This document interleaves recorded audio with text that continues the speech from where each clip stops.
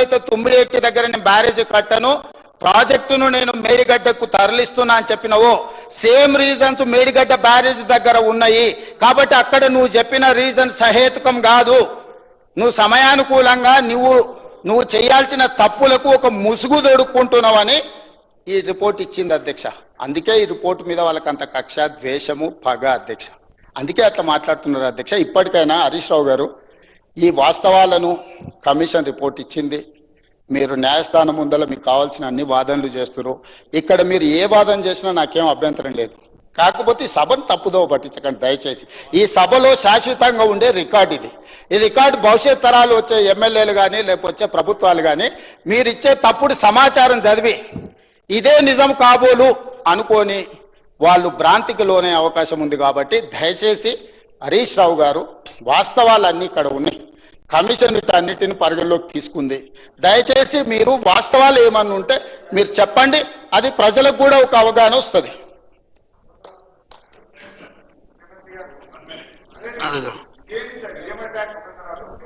మంత్రి గారు. అధ్యక్ష, గౌరవ ముఖ్యమంత్రి గారు ఏదైతే మాట్లాడారో ఇన్ కంటిన్యూషన్ ఇంకొక విషయం కూడా ఉంది అధ్యక్ష. ఏదైతే తుమ్మిడిహట్టి దగ్గర ఆనాడు 2009, 2014లో క్లియరెన్స్ ఇచ్చింది, వాటర్ అవైలబిలిటీ ఉందని సిడబ్ల్యూసి ఇచ్చిన దాని మీద ఆనాటి ప్రభుత్వాలు ఆ తుమ్మిడిహట్టి దగ్గర BR Ambedkar, Pranahita Chevella, Sujala Sravanthi project start చేసినప్పుడు ఆ ప్రభుత్వం 5,500 కోట్ల చిల్లర ఖర్చు పెట్టింది అధ్యక్ష.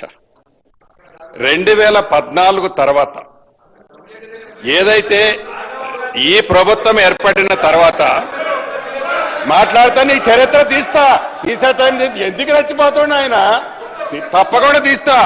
2014 తర్వాత ఇప్పుడు ఆనాటి ఇరిగేషన్ శాఖ మంత్రిగా హరీష్ రావు గారు, ఆనాటి ముఖ్యమంత్రిగా కేసీఆర్ గారు ఉన్నప్పుడు అదే ప్రాజెక్టు మీద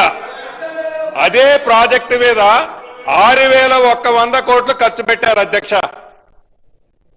అంతకుముందు ఉమ్మడి ఆంధ్రప్రదేశ్ లో ఉన్నప్పుడు 5,500 కోట్లు ఖర్చు పెడితే 6,100 కోట్లు రాష్ట్ర విభజన జరిగిన తర్వాత ఆ ప్రభుత్వం ఖర్చు పెట్టింది అధ్యక్ష. ఈ ప్రభుత్వం ఖర్చు పెట్టినా ఆ ప్రభుత్వం ఖర్చు పెట్టినా అది ప్రజల సొమ్ము అధ్యక్ష. ఇక్కడ గమనించాల్సింది, మీరు ఎక్స్పర్ట్ కమిటీతో, అనుభవజ్ఞులైన మీకు నచ్చిన ఎక్స్పర్ట్ కమిటీతో ఒక రిపోర్ట్ కాల్ఫర్ చేశారు. కాల్ఫర్ ఎందుకు చేశారు?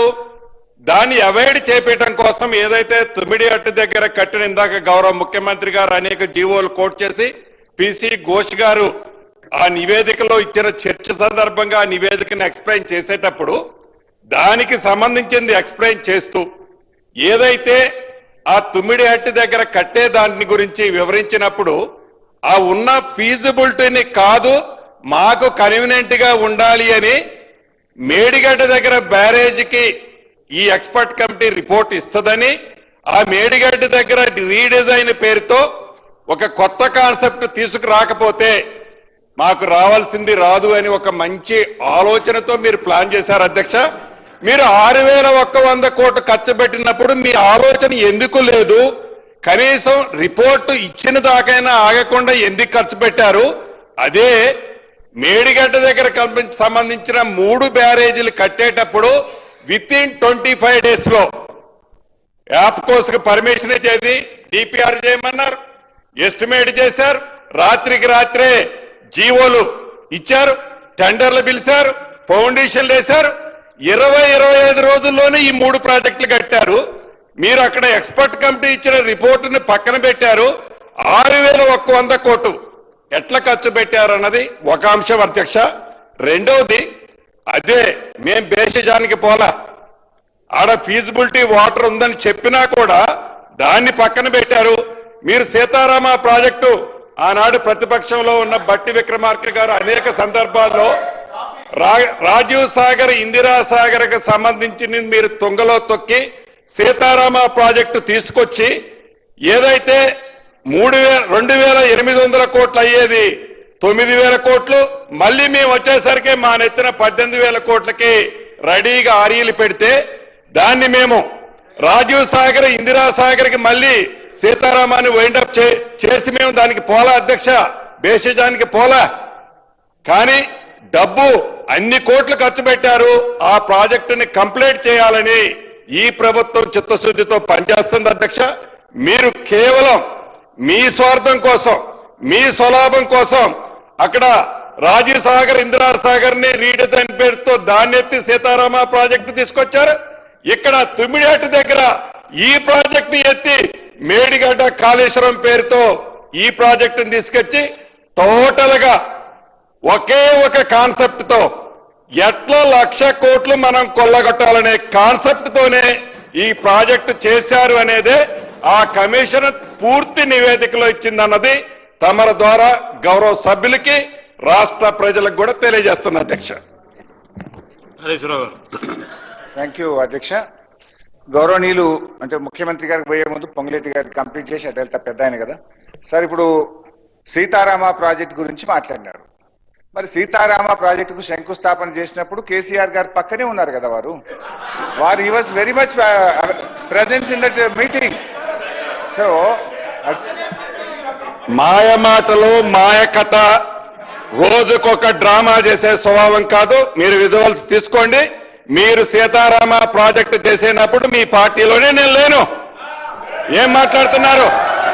మళ్ళీ చెప్తున్నా, మీరు ఏ ప్రాజెక్టు కట్టినా మీరు గుండె మీద చేసుకొని గుండె మీద చేసుకొని చెప్పండి హరీశ్రావు గారు. ఏదైతే ఆనాటి ముఖ్యమంత్రి కేసీఆర్ గారు అక్కడ ఏదైతే ఆ కంప్యూటర్ ఆపరేటర్ చూపించే బొమ్మని గూగుల్ చూపించి మీరు డిజైన్లు చేశారే తప్ప తెలంగాణ ప్రజల కష్టాలు, తెలంగాణ ప్రజల సొత్తుని కాపాడాలని ఉద్దేశంగా మీరు కూడా మాట్లాడే ఆ రోజు అవకాశం మీకే లేదు. మీనాడున్న మీ పార్టీలో సీతారామ చేసేనాడు గుర్తు తెచ్చుకోండి. అపోజిషన్ లీడర్ ఉండి మీరు ఏదైతే ఖమ్మం జిల్లాలో ఫౌండేషన్ వేసేటప్పుడు రోళ్లపాడు దగ్గర నేను పార్లమెంటు సభ్యుడిగా వైఎస్ఆర్ కాంగ్రెస్ పార్టీలో ఉన్నా, గుర్తు తెచ్చుకోండి. హరీశ్రావు గారు. సార్ 9 ఏళ్లు బీఆర్ఎస్ పార్టీలోనే ఉన్నారు కదా. సీతారామ ప్రాజెక్ట్ నిర్మించేటప్పుడు ఏ రోజు కూడా మీరు వ్యతిరేకించలే కదా. ఆ రోజు కూడా వ్యతిరేకించలే. ఎనీవే అయితే బీఆర్ఎస్ లో ఉంటే ఒప్పు, కాంగ్రెస్ లో పోతే తప్పైతుందా సార్? ఎనీవే ఇప్పుడు పొంగులేటి గారిని ఒక విషయంలో ఐ అప్రిషియేట్, వారికి ధన్యవాదాలు కూడా చెప్పాలి. నేను ఒక మాట ఏమన్నారంటే 2014 కంటే ముందు మేము 5,500 ఖర్చు పెట్టాం. సరే 5,500లో మొబిలైజేషన్ అడ్వాన్స్ ఎంత, అది కథ వేరే, తర్వాత చెప్తా. సరే తర్వాత ఏమన్నారంటే 6,100 బీఆర్ఎస్ పార్టీ ఖర్చు పెట్టిందని చెప్పినందుకు నేను థ్యాంక్స్ చెప్తా ఉన్నాను.